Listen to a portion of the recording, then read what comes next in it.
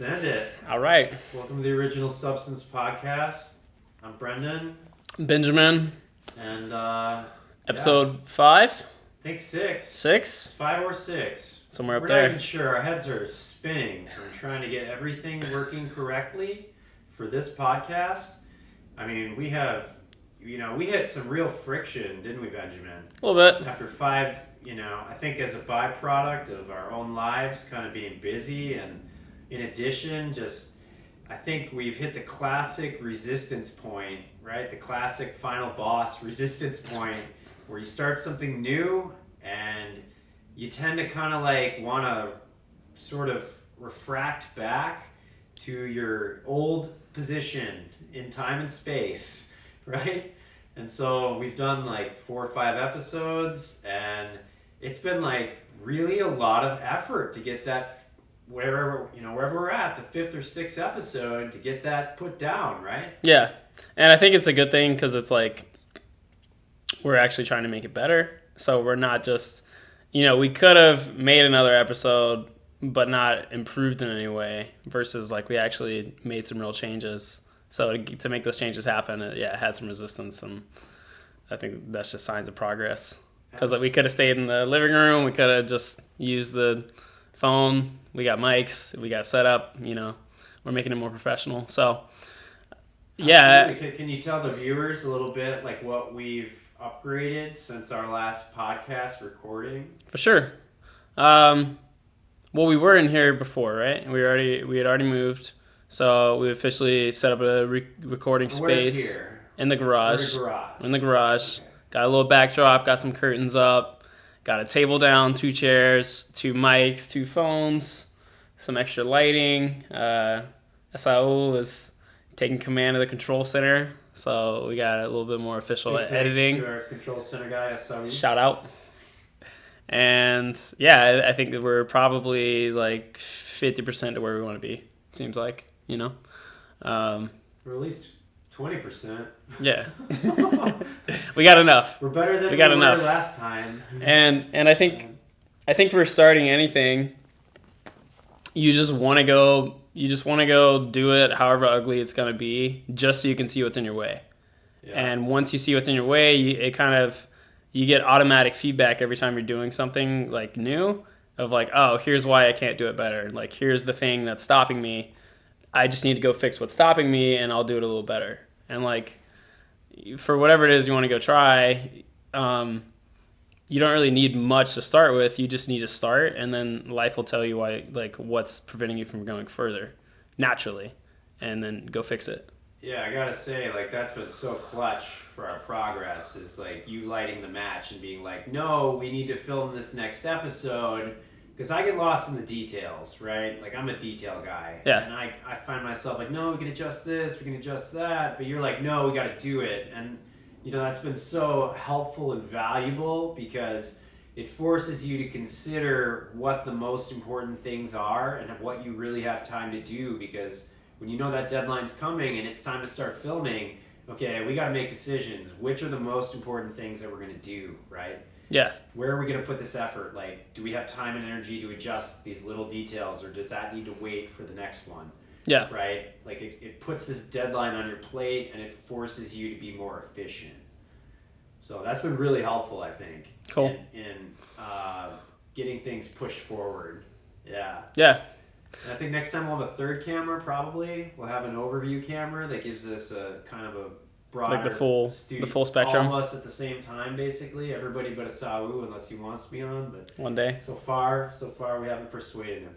But things are coming in nicely. I'm feeling good about our progress, and I'm super glad and grateful that we're getting this 6th episode down and recorded. For sure. And whoever's listening, thanks for tuning in. Thanks for embracing the process with us as we actually get professional. And yeah, it's just going to keep getting better and better. So yes, looking forward to it. Please like us. Please subscribe us. Please keep tuning in and catching our content on the Original Substance Podcast, because we got a lot more to bring you here in the very near future. So I think we're flying off the wall here. What do you find is most important to you whenever you're going through like a turbulent time in life? How do you what do you use to stay grounded in like what's important and not get thrown off your center and keep going through whatever kind of like obstacles and you know, like random things flying at you? How do you stay on track and keep? I think that's a. Sorry to interrupt you. No, I think that's a great question because it's actually something I thought about talking about during this podcast, because the last several months of my life have been basically the most turbulent, challenging times I've ever had in my life, period, without question. And from that, I've really doubled down on efforting on the things that keep me centered and trying to be really structured and consistent in doing those things, right? Like the tendency when you start to hit walls and challenges and stresses is to want to actually like retreat and turn around and be like, no, you know, you want to like kind of cower. And what I've done is I've actually instead doubled down really hard on the things that kind of keep me, you know, structured and focused, which is like meditation, my diet, yoga, making sure I'm getting good sleep, dropping habits, right? Like in the midst of like my most stressful period of my entire life, personally, professionally, almost every way you can possibly imagine, I've quit nicotine, I've quit using cannabis, I've been like really going at these like really David and Goliath kind of challenges and like going 110% at them, because I feel like if I hadn't done that, if I don't continue to do that, you know, even adding and creating this podcast, like in the midst of that hurricane, like this is the eye of the storm, right? Like during all this stuff that's spinning around us, like we're doing this podcast and we're making it a priority. And like I feel like that's how you have to approach your challenges. It's like when the going gets tough, you need to not back down. You need to double down on those things that you know are going to help keep you afloat and keep you lifted. 100%. Yeah, I could bounce straight off that. Like anytime for me, and I got this from Jocko Willink, like Discipline Equals Freedom book or podcast. But what I think is so important every time you go through one of those, like you face one of those big waves in life, is like if the work keeps mounting, if the amount of things you have to do keep doubling and all that stuff, that's when you just go harder. Like a lot of people want to, you know, when it gets too overwhelming, it's like they think that it's insurmountable or that they just can't face it anymore or like it's not meant to be or whatever. It's like, no, you're actually just, it's almost like the fuel you need to get to the next place. It's all coming to a head, but you have to really like double down, triple down, whatever, and just keep like pushing your legs. And honestly, a lot of times you have to add even more challenges to it to kind of keep you strong for those challenges that are already there. You know, absolutely. Like in your hardest times, you don't like try to make your life easier. You try to almost make your life harder to get you through those hard times because you need to be hard. So, yeah. I think about the metaphor of like lifting weights, right? Like, which I don't do yet. And that's a whole other sort of subject we can get into later. But like, it's like you add more resistance. That's how you get bigger. That's how you get stronger. Yeah. Right? It's not by lessening the resistance. It's by adding more resistance and making it harder. Right? And like adding more friction against the grain and forcing you to, you know, work harder and build those muscles. Yeah. So to like use that example, if everyday life is like requiring you to go pick up 200 pounds and it gives you like 5 days a week, life is like, you have to go move this thing. Well, then on your 6th day, like go move something that's 300 pounds. Because then when you come back the next week and you got to move that 200 pound thing, like you can do it a little better. Right. So that's like for anything, you know, your normal, you don't want your circumstances to dictate what you're capable of. You want to push your capabilities beyond what your circumstances require so that one, you're always ready, and two, the actual responsibilities you have are easy. Because then it's like it's a breeze. That's how I feel about my hot yoga practice. Is like they say that sometimes in classes, you'll hear the teacher say, you know, do what's hard now so that when you get out of this class, life is easy. And like I totally agree with that mentality. It's like if you do what's hard now, then life becomes easier for you later. Yeah. Right? Yeah. And that's every decision in our life. It's like you almost want to just ask yourself, like, what's the hardest thing I can do right now, or like all day? And if you keep doing that long enough, um, it's almost like anything you do that you're not choosing to do becomes easy. And the only thing that is hard anymore is what you're choosing to make hard. Absolutely. You know, and then when you're choosing it, it's not that bad. So, yeah. Yeah, to speak to like, like layering it on, right? Like I've started trading Bitcoin again recently, and I haven't done that for 18 months for reasons I won't get into right now. But I crashed and burned 18 months ago, and I was burned so bad that I had to just put it down and not even touch it for 18 months. And, before when I was doing that, I was basically just lightning laser focused on that task, and now I'm being forced to kind of multitask. I'm being forced to do that and also do 2 or 3 other tasks, Yeah. and that in and of itself has been just so demanding for me and for my attention that it's teaching me how to balance the areas of my life more and have more spinning plates going at once. Yeah. Where I'm not just like hyper fixated on one thing.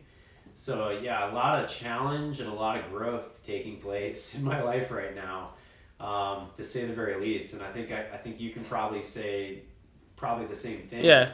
If I were to imagine. Yeah. And that's what makes life exciting. Like if you don't have stuff that's like a little bit stressing you out, like a little bit pushing you past your limits, I tend to get bored super easy and like almost go crazy because I'm like I don't feel like I'm utilizing the most of myself because I don't have enough things in my life like pulling out my full capacity. So like I need to be stretched beyond a little bit beyond what I can handle and then go figure out how to handle it, or like I feel like I'm almost doing something wrong for me. You've hit some milestones recently, haven't you? Like with your professional life? I mean, yes and no. I'm on my second round of business, so like I had a business, had to sell it, starting business out here in Tampa. So this is a much bigger project. That is a milestone for me because that's something I've been on the like hunt for almost 10 years. So yes, and it's all the little things coming together. Like I'm just becoming more and more who I see myself as, and just taking the steps. So I see myself on like kind of like I'm on the starting block of like the man that I want to be, and I'm just coming out the gate. So I think just the fact that I feel like I'm actually at that starting block and I'm actually on that path, that's what I'm really happy about. It's like I still have a long way to go, but I've made the decisions necessary to actually be in that, and I know from there I'll see it through. One thing I took away from what you said is for me, a big lesson has been looking towards the future and not looking in the rearview mirror, right? If you're looking in the rearview mirror while you're driving, you're going to crash. So Yeah. always keeping my eyes on the horizon. Like every day is a new day. Every day is a new beginning. And it's important to remember that because we often want to reflect back on our past history, and that keeps us trapped in the past. That keeps us trapped in past emotions and past thoughts and past feelings. And so it's been a real exercise for me focusing on every day is new, every day is fresh, right? And we're looking forward because that's where I'm headed. That's where my life's going. Yeah. Where I've been up until now, it doesn't matter because now what I'm doing here in the present is what matters for me. Yeah. Right? I'm pretty sure anyone listening could probably relate to either recently or like in the past. Like at some point, you've probably had things you wanted to do for a long time that you completely ignored, did not do, felt shitty about not doing, still could never bring yourself to do. And I don't know, I think that's pretty normal. Like I think all of us have, something that's important to us we've just never made the first step on. But the only thing that really is like kind of like maybe sad about that is like if you're still doing that right now, and that the only reason you're not moving forward now is because you just keep thinking about how you already haven't done it in the past. Like you can't get that back, but today you can change. And like the only way you lose today is by not starting the change now. But like it doesn't matter. It almost just when you keep not doing the thing you know you need to be doing, yes, it is like kind of a loss, but it's also, to me, it's just creating a vacuum of like this like desire within yourself to really make it happen at some point. If you know what I'm saying? Like the more you're like, haven't done it, you start beating yourself up till you get to this point where you're like, I have to just freaking do this right now. Like, and sometimes it takes that like almost like self-loathing or like disappointment, enough of it to just like pull the trigger. So you can use that as like your fuel. Like you can use your own like, indecision or mistakes or wasted time as like the fuel to like finally do it now. Yeah. And if you do that, then maybe that's just what it took for you to get there. And so you can even, once you get started, you can just like forgive yourself or just be like, you know what, I had to go through all that suck and whatever, but now I'm starting. So. Yeah, what I'm getting from that is like a couple things. One's the law of diminishing returns. The longer you take to do something, the less likely it is you're going to get it done. Yeah. Right? Second, learn helplessness. The more you beat yourself up about it, the more you delay, the more you don't do it, the more you sort of half try, you don't full try, you don't really do it. Yeah. You sort of half-ass things. The more you fall into learned helplessness. Yep. And that contributes to the law of diminishing returns. Okay, and then the third thing is, and I mean this is maybe sort of cryptic or strange sounding, but we're all gonna die. Every one of us. We're all gonna fucking die. Someday. Yeah. Okay? And when you're sitting there, it's not the things that you did that are going to be the things that you reflect upon. It's gonna be the things you didn't do. It's gonna be things you did not do. Yeah. Right? And what are you really afraid of by starting things? People are gonna judge you.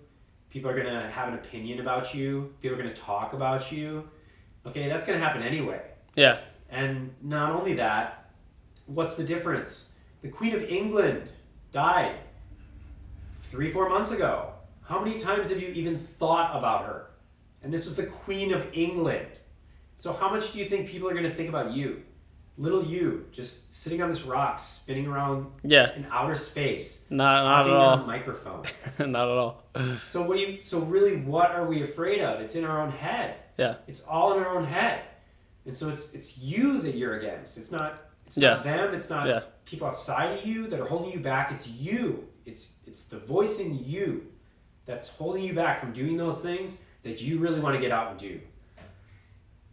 Yeah, and I think when you finally decide, if you can decide one of two ways. You can be like, let's give it a go, or this is it. Like, I'll die like on the way there. Like one of two ways. Like either, you just let light. Like you decide to start, but you don't decide that you're gonna see it through, or you decide, like 100%, no matter what, this is mine. And you don't stop till you get there, even if it takes 20 years. And if you are willing to make that decision that, you know what, I'll go at this for 20 years or longer, it's not going to take you 20 years. But if you don't decide that no matter what, you're going to get it, then you could spend your whole life halfway trying, never getting there.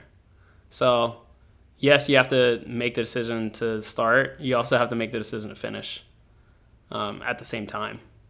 And if you make that decision at the beginning, you'll actually make it. It's like Yoda. Yeah. Do or do not. There is no try. Yeah. You either do it or you don't. Yeah. And you gotta make that decision. I found this like little quote I had in my journal a long time ago. It's not a perfect quote, but I think I just made it up. It was like 99% commitment is impossible. 100% commitment makes it a breeze. And it's still gonna be hard. But mentally, you're getting rid of that mental resistance because you're no longer doubting yourself or doubting the process, and you're not questioning the price. And that's for almost everything we find hard. It's just a mental thing where we're questioning the price of the effort, and we're sitting here thinking about how hard it is, thinking about how long it is, thinking about how difficult it is, and that's the only thing that's really like bothering us. If we just let go into it, we can get through anything.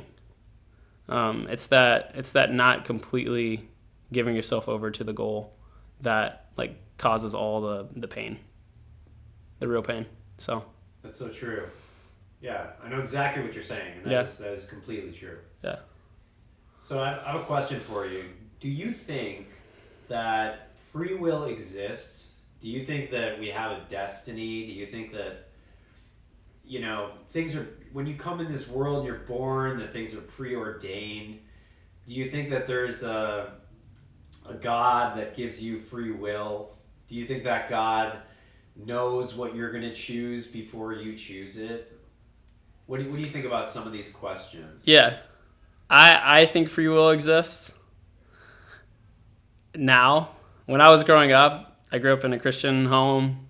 I had this belief that it was all preordained and that everything had already kind of played out in God's perspective and that now is just happening. And the way I used to think about it was I grew up a Auburn football fan, and when I couldn't watch a game, I knew that we would record the games on like these VHS tapes, something like that. And I knew that I could not see the game, I could put it in, and I could watch it, and I could be all like emotionally involved. But I also knew the game was already over, and that no matter what happened had already happened. And so it was almost like there was no point in watching it, because I was like, either way, like I can go through the highs and lows of watching this football game, but at the end, what's already happened is already set in stone. So I don't really even care. And that's how I used to think life was. I thought that like the whole game had already been played and recorded, and now it was just playing out, and that God already knew what happened, and that it was almost like, well, who cares, because it's already like over. But I don't think it's recorded now. I don't think it's already happened. I think that free will exists. I think that there's no being that knows exactly what's going to happen, not even God, and that it is like up to all of us and what we choose to do that's going to create whatever happens. I don't think anything's determined. Yeah, see, I take a little bit of a contrarian position on part of that, which is that I do think that God does know the decision that's going to be made, but you have a separate reality from God such that for you it is free will, it is your decision, right? Well, God may know what it is you are ultimately going to choose, right? That doesn't impact your actual decision making, right? Because I have the belief that God is, if it's an omnipotent, complete being, that means that time doesn't exist for this being. The past and the present and the future are all the same time because it is everything and knows everything at all times. So that's just my own personal personification of how I think about God. And it's a little bit, it kind of abstracts a little bit from like Christianity, from Hinduism a little bit. It's sort of different concepts kind of stitched together about the way I think about what this omnipotent architect being might be, right? Which I do believe in God. I do believe in God. And but I think everybody thinks about God differently, and that's an interesting part of life, right? Like for some people it's just like a bearded man sitting up in a chair somewhere, floating off in the clouds. For others it's more of a scientific sort of understanding of the energy that kind of interlaces everything and what that all means, and how that relates to us. And it's a very interesting concept. And I really liked what you said about things not being definite, that there's always the ability to change perspectives and shift your thoughts and shift your decision making. And I think that's such an important message to be getting out right now, especially in lieu of like the conflicts that we're seeing in the Middle East with like Israel and Palestine, that when these things break out, like we want to think that like, okay, here it comes, it's definite, like it's going to be a certain way, but it doesn't need to be that way. Yeah. We can make different decisions. It doesn't have to become what it has become. Yeah. You can turn it around. You can change your perspectives. You can find a new path. And I think that message of like, you can choose something different is like so critical to be getting out into the world right now. Yeah. Yeah, I really think that too, because I can imagine, I don't know for sure, but I can imagine in most people's minds, like we hear enough media, we kind of get enough like of these feelings going on that things are going downhill or like everyone's against each other, and it starts to just kind of circulate at a deeper level, like, oh, something bad in the future is definitely going to happen. Right. Like there's going to be some sort of catastrophic, war. Like all the governments are going to come together and form one one like New feudal world order. new world order, or like all these things are like set in stone. It's like they're definitely not. Like we as the majority of humans all at the end have the biggest say of what's going to happen. But if we all believe that thing is going to happen, then that means we're going to be complicit in doing things that make it happen. If we don't believe that and we choose to believe something else, and enough people choose that, something completely different will happen. But it's really up to the individual that become the masses to dictate that.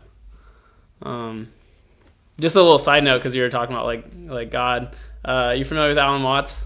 Yes, of course. He like has an interesting thing where he talks about like kind of the two ways to view God, and I'll probably get him wrong, but he says like one is I think it's like cataphatic. There's basically like two perspectives. One is like God is described by what it's not, and then there's another perspective where it's like God is described by like what it's like.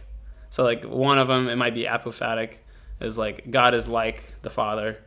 God is like the Creator. And then there's the other one where it's God is infinite. So God is not finite. God is eternal, not eternal. And there's to me, those are kind of like the two major perspectives. Like you can either see God as like a being like something that we know about in our own awareness, or it's just like the opposite of what we know. It's just like it's not limited, or it's not bound by time, or it's not bound by form, or it's this anti like description almost. And it's like, because it's very difficult for us to conceptualize something that could be so much outside of what we are. It kind of comes back to that concept of like the biblical concept of like man was created in the image of God. Yeah. Right. And so what does that mean? Right. What is God's image? Yeah. That's really the question we're asking, right? What is God's image? Is it consciousness? Is it the physical form that we inhabit? Right? Because an image could be anything.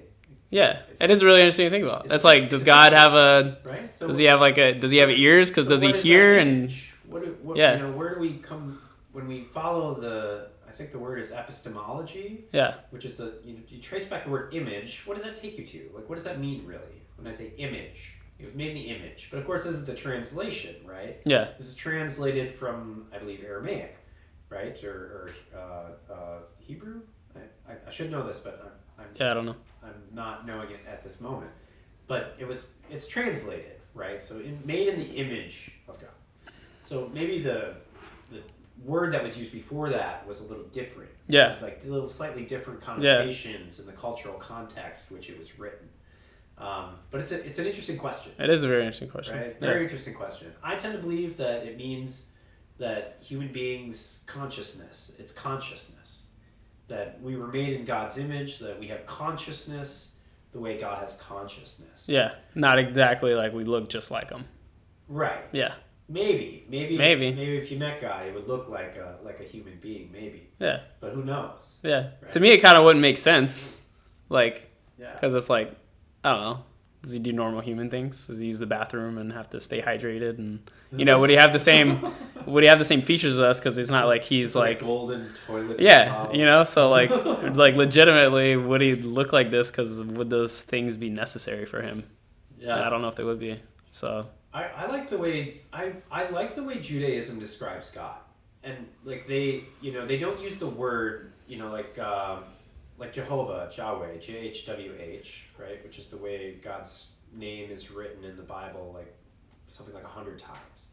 And they don't use that word because if I'm understanding it correctly, they think that it's too, like, it's almost insulting because this notion of God is so abstract that calling it by that name is like diminishing it. It would be like calling a Ferrari, like, I don't know. A vehicle? Like a vehicle. Yeah. Yeah. It's like very. It's like, yes, it is a vehicle. And diminished and like, so they say Adonai, which is my Lord, and Hashem, which is the name. It's just the name. It's like we we Can't even name it. call it that, so we just say the name because it's so, it's like almost a way of giving respect. Yeah.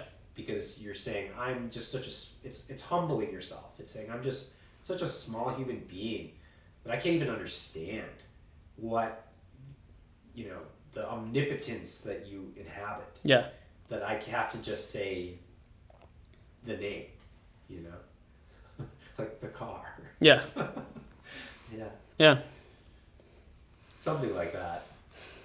Anyway, I don't think we need to go too much further deep down this rabbit hole because this could become an entire all-day discussion, and I think it's interesting, the take-home being here that I really liked what you said about like you can always make your own decision, right? You can always and I like your perspective also, even though I don't totally agree with it. I like your perspective that you make your own destiny, that there's no being out there that has a preordained picture of what your life is ultimately going to look like, right? And I think that that's a very empowering belief to have. Yeah.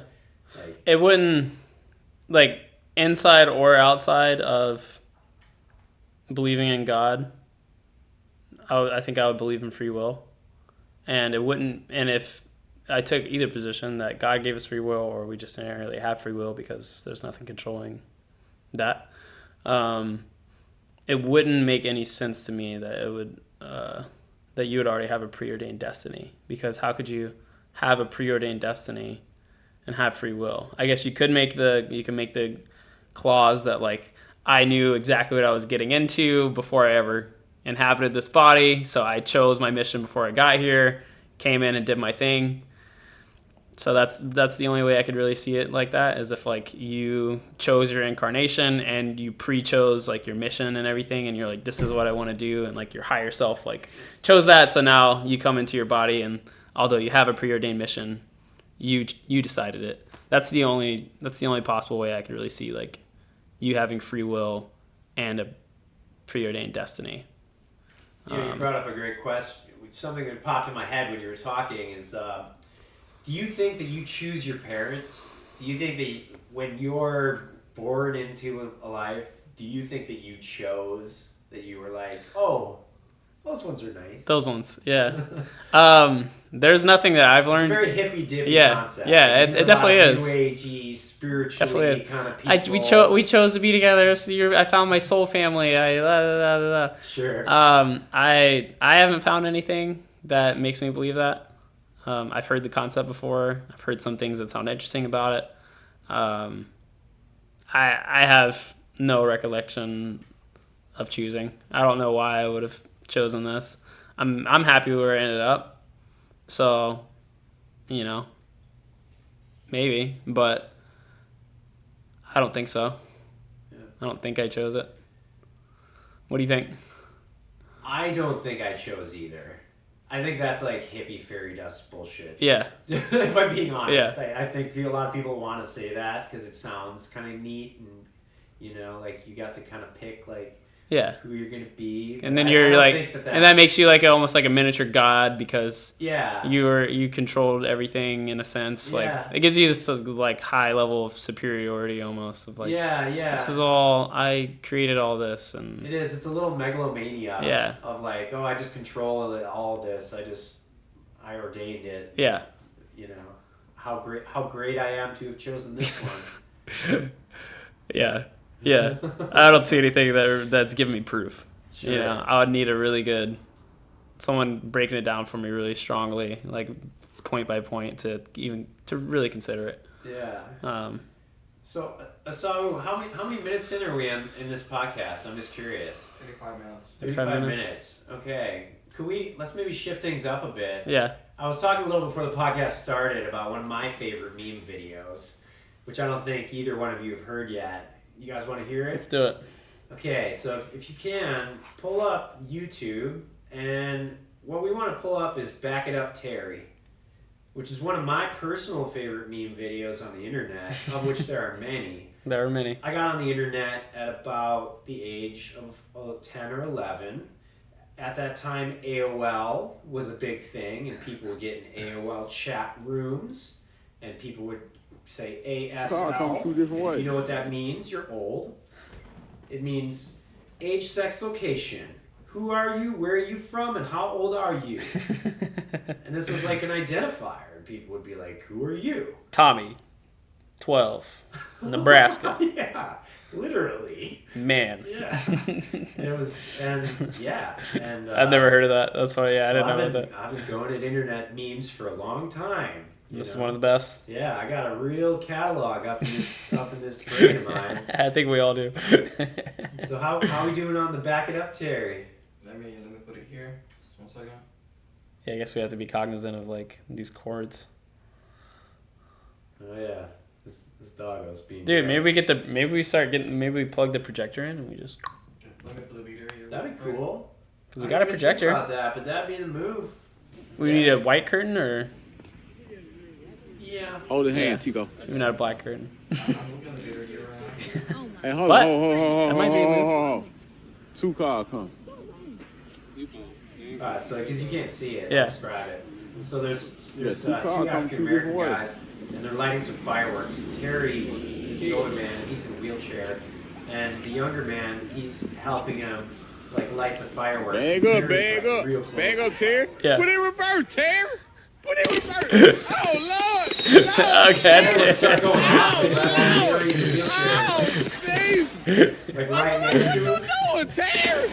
Terry, what you doing?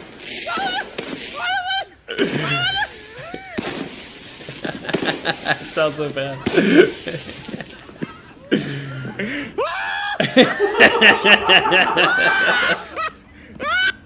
Back it up, Terry! It's good stuff. Yeah. I strongly encourage you to watch. I'll watch it. I'll Back watch Up it. Terry. I'll watch it. When your brain is feeling a little bored of its moment, or needs a distraction. You know, taking back the conversation a little to where we started, which was about like, you know, things that you can do when you're going through like challenging times. Mm-hmm. I feel like when you go through challenges, your brain starts to like really get starved of dopamine, right? Like your brain goes into like dopamine starvation and you start craving, right? And so the tendency is to lean into like dopamine fixing activities, Yeah. right? That's going to be your standard television and fast food and quick fixes and masturbation and Social media. social and media, video games, whatever happens to be, Right in front of you. like Yeah. laying around, whatever, easy fixes, dating apps, like you're gonna go for that easy dopamine, right? And like growth and personal growth, you're always gonna leverage it hardest by making yourself uncomfortable, right? Yep. Comfort is the enemy of growth.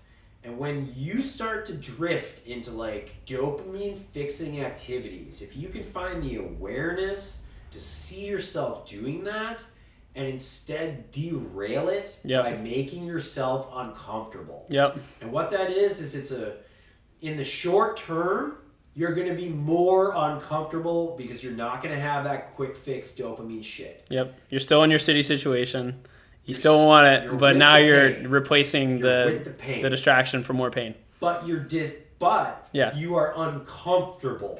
And Yeah. in that uncomfortableness, you're going to seek a way through it Yeah. without those quick fixes. And Yeah. that's going to give you lasting long-term structure, not short-term relief, right? Yeah. Long-term time horizon versus short-term time horizon. And I want to jump in before I lose the thought.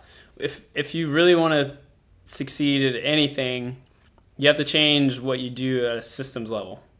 You need like a short term win. You can just like you can change like some random stuff. But if you want to win long term, you need a new system that's like consistently it's gonna bring you to the place you want to go every time. So like what I can see from that is like we could create a habit where every time we go through pain, we seek distraction and pleasure. The new trigger could be realizing that you're seeking distraction and pleasure and triggering yourself to go immediately seek discomfort. and you can train a new system, a new habit that every time in your life you come up against something hard and you're like, man, I don't want to face this right now, or I just want like relief, or I want like easy whatever. You're like, go do the opposite right then. And if you build that in long enough, that'll become your default. Yeah. Which a lot of ways in my life it has, because like whenever I come up against like a lot of challenges, my default is go do a quick workout. That's my default. It's like, fuck, like I got this shitty day ahead of me. All right, 50 burpees, let's go. And that's my default. And like, if you can keep finding ways to keep making hard decisions in hard times, eventually, like you're gonna become bulletproof. Yes. Because you're just making yourself more resilient every time you face a challenge. Yes. And like that can make you win for the rest of your life. You're absolutely right.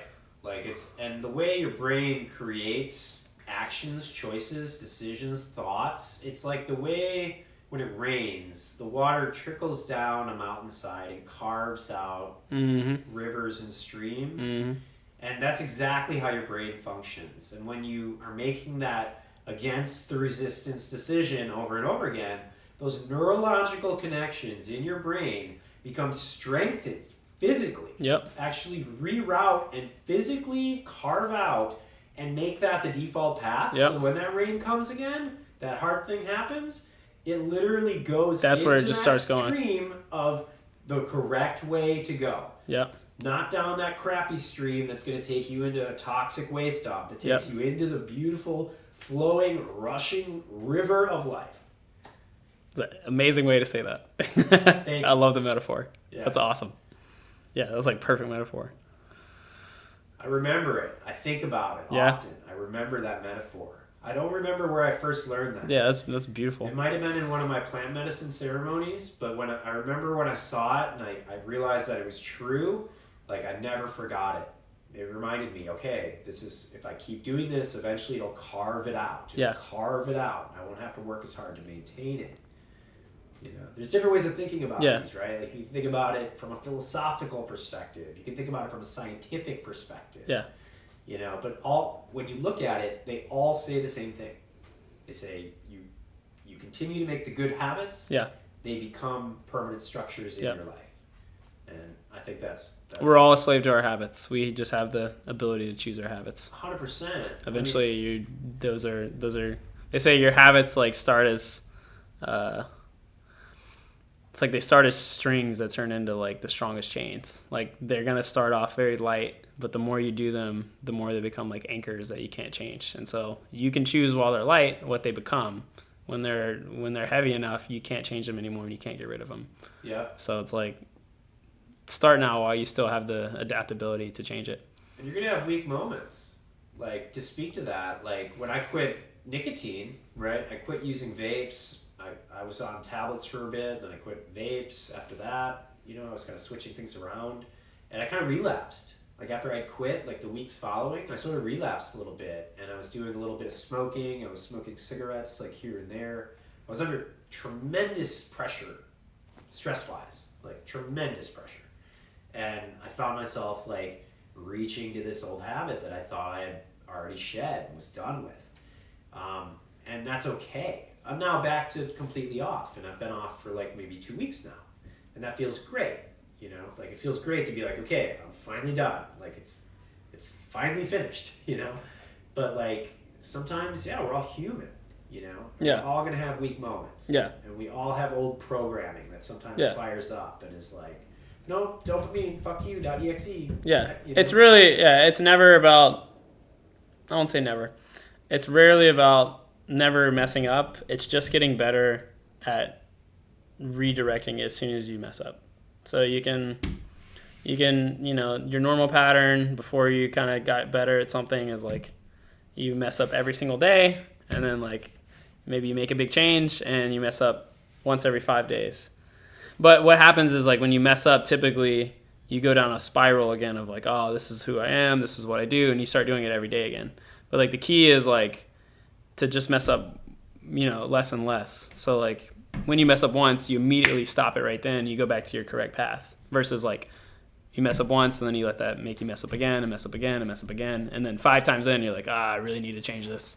And you fix it for a bit. It's like the mess up is okay. It's just train yourself to recognize it immediately and then redirect.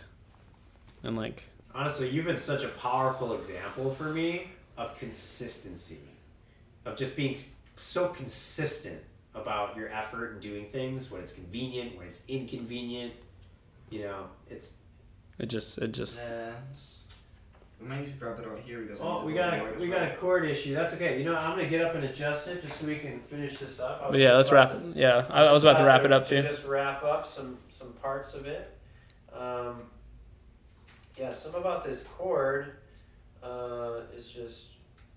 Oh, you know what it is? The gimbal itself ran out of batteries. Oh. Oh, So went limp. anyway, I'm gonna just talk to you from here for a minute and just hold the frame. And I just want to ask you what if you could name one thing good that happened to you this week and one thing that you're grateful for, and we'll wrap this up. I'll say one thing good that happened to me is that we got to make this podcast, and that through that we're going to keep getting better and create something truly freaking amazing. And I'm grateful that I live in a house with people that I love. Well, you kind of stole one of mine. So, you know, yeah, I would say for me, one thing that happened to me is I've made some real strides in my professional life. I got to visit a Bitcoin mining company because it's my dream to build a Bitcoin mine very soon. And I got to go visit some people in that business, and it was very meaningful to me. And I got to do some video recording and work towards my goal of becoming a content creator. So that was a big, huge kind of heart win for me. And yeah, as far as gratitude, I'm gonna go with the same. Just having awesome people around me in my life that inspire me and uplift me. And you know, I feel like I got some really awesome cards dealt, and I'm just super grateful for that. So that's it for today. I think we are running on fumes on our technical structures here. Okay, Sweet. that's it. Good stuff. Good work. Thanks for your patience, Asal. Yeah, the battery on the gimbal died. That's what happened.